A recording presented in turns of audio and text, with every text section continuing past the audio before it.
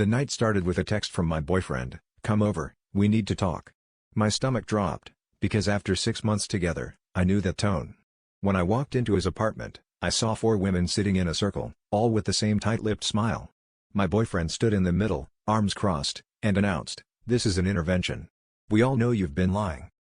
I blinked, trying to process what was happening, but he launched straight into accusations, how I downplayed my past, how I kept secrets, how I was manipulative. Each woman chimed in, adding details about things they'd heard. It felt like a fever dream until the realization hit me. I recognized every single one of them. They weren't just random friends. They were his exes. I remembered their faces from late-night confessions, whispered apologies after suspicious texts, the girls he swore were just friends when I confronted him about his cheating. By the time I tried to defend myself, the room was spinning. He laid out every lie I'd supposedly told, but all I could see was the pattern. Every accusation was a twisted version of something he'd done to me. The exes watched with smug satisfaction, feeding off the chaos. I almost laughed at the irony. I was being put on trial by the jury of women he'd betrayed, the same betrayal he'd gaslit me over for months.